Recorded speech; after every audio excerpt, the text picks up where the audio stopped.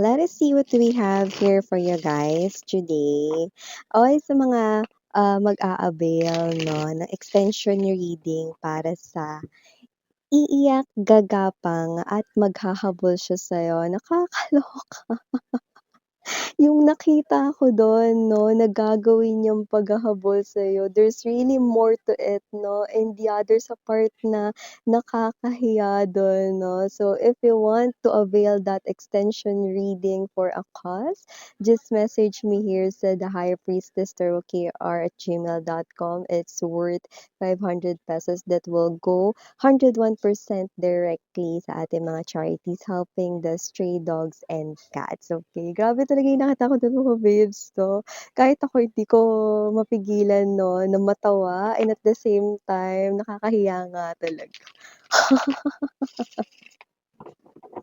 Nakita ko dun kung paano niya kayo hahabulin.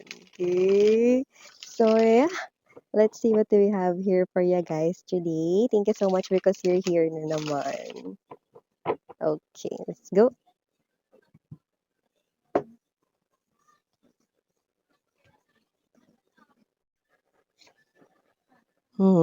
Ten of Swords agad-agad.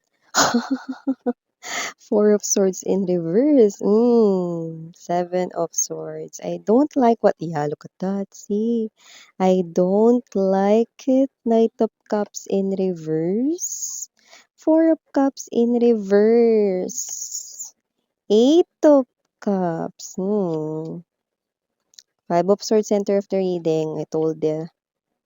Wala ka pa nga sinasabi, Miss Yen. Naku, babes 'no, kung hindi lang talaga 'no, nakatingin si universe baka kasi nabunutan o in-uppercut ko na 'to, eh. Eh, Tower, bottom of the deck. Ayan, oh. Bakit naman ia-uppercut or tatampalin mo yan, Miss yan? Well, kung sino man 'tong energy na 'to 'no, magugulantang ang iyong world, bigla na lang ditong nabuhay ang parang tila patay na or matagal ditong hindi nagparamdam. Yeah, I just heard papansin. So, definitely magpapapansin itong muli sa'yo, babe. So, kung sino man 'tong energies na 'to matagal itong natulog 'no, na parang mantika at ngayon ay gising siya at mukhang ginagambala niya or gagambalain niya ang iyong katahimikan. We have the Ten of Swords, someone na hindi lamang dito 'no, trinador kayo pero pinaglihiman at iniwanan din kayo. I don't like it when the Eight of Cups ay nasa upright position. Kasi yan yung energy rito 'no, na hindi pa nagbabago, ayan or parang wala sa dugo niya yung pagbabago, ayan 'no. Bakit Miss yan? Well, nakikita ko magpapapansin siya rito sa'yo 'no, pero don't fall for it. It's just a trick, yan oh. Dinadaan ka nito sa trick mga babes 'no, at mamaya babanggitin ko anong klaseng trick. Ayan. So, okay, bago natin pag-usapan pa more ito, batiin muna natin everybody. Hi and hello there everyone. My name is Yan. Welcome new subscribers. Yes, wag kayong magulat. Ako pa rin 'to 'no. 'Di ba binanggit ko kahapon na meron akong colds? So, kung nag-iiba na yung voice ko sa microphone 'no, ako pa rin 'to mga babes 'no, okay. And yes, wala po tayo ditong gender, babae, lalaki, LGBT, lahat ay welcome po, just take only what resonates. And of course, timeless tayo dito, puwedeng nangyari na sa iba, nangyayari na po sa iba, ay mangyayari pa lang. So, just take only what resonates. And yes 'no, nakikita rin natin dito mga babes 'no, na kung sino man 'tong energies na ito, definitely this is an energy right here of a certified pam-pam. Yan 'no, papansin. Tawag ko dun pam-pam, eh. Papansin. Bakit papansin, Miss yan 'no? So, nakita ko rito 'no, na itong person na 'to 'no, ay bigla na lamang ditong nag-react, especially online. Okay, pero yung iba, ang dupes ng fest personal, like verbally niya ito, 'no? Sinabi niya talaga ito sa inyo, 'no? Ano ba yun, Miss Yan, pagpapapansin niyan? Definitely, this is an energy here of your ex na matagal mong hindi nakita, na matagal na hindi nagparamdam. Tapos, pa-sweet pa ang peg niya, 'no? Hina-heart niya ang mga stories mo, hina-heart niya yung mga captions mo kahit na yun ay parang wala lang naman, 'no? Hina-heart niya yung photos mo. At itong malala, nagko-comment siya na parang pino-provoke ka niya, 'no? Ano ba yung comment niya, 'no? Yung comment niya rito, 'no, ay pa-sweet. Yan, 'no? Like let's say, 'no, nag-post ka ng picture, okay? At possible na itong person na 'to, 'no, ay hinart yun at hindi lang yan, nag-comment pa siya. Ang ganda mo naman, yan. Huy! Kahit hindi niya yun sabihin, alam mo sa sarili mong maganda ka be or gwapo ka, 'di ba? Nagpapapansin, 'di ba? Yung iba mas malala pa dun, yan oh. Parang gusto ko tuloy bumalik sa'yo. Yan, yung mga ganyan, pino-provoke ka niya. Yun, no, yung comment niya rito, no, parang nilalagyan niya ng mali siya, gano'n, no, at yung iba, no, you know, parang nandidi ka dun, Miss Yan, 'no. Yung iba sinasabi pa rito, hawakan ko nga yung kamay mo, naman, 'yan, payakap naman, 'yan, 'no. O kaya mga babes, 'no, hindi nagre-react sa mga post mo pero nagme-message sa'yo, "Hindi kasi ako okey ngayon, eh, puwede bang payakap?" Nek-nek mo. Ang tagal niyo nang wala, anong pagdadrama yan, 'di ba? Alam mo kung ba't ako nagkakaganito at ba't ganito yung reaksyon ko, 'no? Kasi kaduda-duda, 'no, ang kanya ritong mga kilos. Hindi ko siya pinagkakatiwalaan lalo na naka-upright position ang Ten of Swords at ang Seven of Swords energy. Don't fall for this person's trick. This person here, 'no, tinitingnan niya kung siya pa rin ba ang kahinaan mo? Bibigay ka ba sa mga ganyan-ganyan niya? So, gusto niya lang makita dito kung malakas pa yung dating niya sa'yo or tama mo sa kanya, 'di ba? Sabog ata 'to, eh. Wala yang plano makipagbalikan sa'yo, Judgment in reverse, 'no? Or sadyang malandi lang talaga siya, Knight of Cups, in reverse, 'no? Wala yang balak na mag-take ng opportunity sa'yo, Four of Cups in reverse. Kaya kung sino man 'tong energy na 'to, yes, 'no, I do pick up, 'no, na eto siya, 'no, para kang prutas, 'no, tapos siya yung fire, I mean yung flies, 'no, fruit flies, 'no, na palipad-lipad, 'no, sa'yo, 'no. Kung papansin mo may langgam rito na gumagala, 'no. So, ibig sabihin parang tina-try niya magpa-sweet, 'no, pero tingnan mo yung langgam dito umiikot sa tower be. Yung langgam dito umiikot sa tower, 'no. So, definitely, okay, at dito sa ating Queen of Swords, okay, cut this person, out of your life, 'no, because this person here hindi ko siya nakikitang makabubuti for you guys, 'no. So, kung sino man 'tong energy na ito, nakikita natin dito, 'no, na siya yung klase ng energy, okay, na hindi talaga katiwa-tiwala. This person is just pulling some prank sa'yo, 'no, some prank.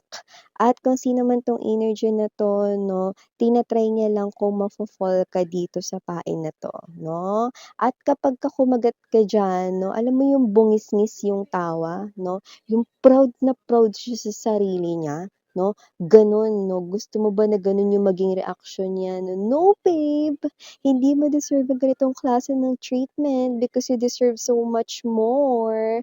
Papansin lang siya ngayon kasi wala siyang magawa. Medyo nabo-boring siya ngayon, nag-iintay kasi siya rito ng re-replyan siya nung mga ka-chat niya. Yung iba naman isa lang yung ka-chat niya pero parang hindi pa siya rito nire-replyan. So in other words, Miss Yan, parang pampalipas oras niya ako, gano'n. Parang rebound niya ba ako, gano'n. Oh, tama ka babe, okay? Kaya kung sino man 'tong energy na 'to, huwag kayong padadala 'no, Knight of Cups in reverse 'no. This person here, wala yang planong mag-offer sa'yo ng something romantic. Kaya kahit sabihin niyang, "Pakis naman, ang ganda mo naman, parang ang sarap mong balikan, 'yan o, ang sexy mo ngayon, parang mas lalo kang gumwapo," yung mga ganyan. Naku, naku, naku, naku, naku, pa-hug naman kasi may problema ako, ayan o. Ano ka? Akala mo ibibigay yan sa'yo ni collective ng libre, manigas ka 'no. So kung sino man 'tong energy na 'to mga babes 'no, para sa kanya tapos na kayong dalawa, okey? Alam niya kasi kung paano ka rito parang nagpakita ng sobra-sobrang pagmamahal sa kanya, like you definitely gave your all for this person 'no, kaya tina-try niya rito 'no, like 'di ba, for fun lang. Yeah, I'm hearing that song. Don't love me for fun, girl. Let me be the one, girl. Exactly, 'no? Yun yung kanta mo para sa kanya rito, 'no? Dahil hindi isang game ang love at hindi ito dapat na paglaruan at ito ay dapat na sineseryoso. But your ex right in here left you because of a third party situation before or sadyang malandi lang talaga siya. Okay? But whoever this person right in here is someone na nakikita ko dito na tinatry lang niya kung magiging mahina ka pagdating sa kanya kung papayag ka sa kanya. Yan o. Ipakita mo dito mga babes 'no, na deserve mo ang hindi kagaya niya. Queen of Swords energy ang kailangan mong taglayin. Advice sa iyo 'to ni universe. Ibig sabihin 'no, you need to cut this person here out of your life, okay? Because why? Nine of Swords, okay? Right beside the tower is an indication that this person will just cause you more conflicts, nanganganak na problem, nanganganak na challenges, no, hindi matapos-tapos na delubyo ang ibibigay niya sa'yo dito sa buhay mo, doubled, tripled pa sa naranasan mo before or noon sa kanya, 'di ba? So stop this, no? Kahit na hindi ka lang dito basta mga babes 'no, person na dapat ay ginaganito niya, well para sa kanya you are like someone na just pass by sa kanyang life. Now imagine, you treat this person here like a trophy, okay? You treat this person here like a diamond. But look at how this person here sees you, someone who is just a passerby. See? Someone na hindi ka sineseryoso, someone na hindi mo deserve, okay? So, wag ka lang basta maglakad palayo sa kanya, run! Run away from this person here, sweetheart. This person here is no good, okay? So, nakikita ko rito. Yeah, okay? So, whoever this energy is, na hindi kayo nababagay, ako na agad nagsasabi rito because you deserve so much more. Because you deserve, what's best for you, okay? Yung kaya rin higitan, lampasan, yung kaya mong ibigay pagdating sa pag-ibig at sa love, okay? Because yun ang deserve mo, okay? So, kung sino man ito magpaparamdam rito, magpapapansin, no? Nakikita ko rito habang tulog ka, saka mo matatanggap, no? Ang mensahe, ang missed call, itong nakakagimbal, no?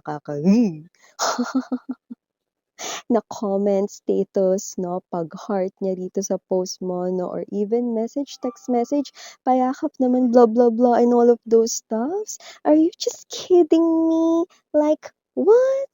'Di ba? So, okay, for the initials right in here, yes, we have capital letter H, also have here capital letter J, and dito rin capital letter S, we have here capital letter Y. We also have here capital letter E and capital letter A. For the rest of the letters, it might not be capital. We have O, U, N. I don't know if that's 0 or O, okay? But just take only what resonates. But if it's O, possible na more than one O yan, okay? But if 0, definitely zero interest itong person na to. It's just here for fun, no? At hindi kalaruan, sweetheart, okay? And last but not the least letter, we have the letter G. So yeah, mga babes, no? Keep in mind that you worth so much more.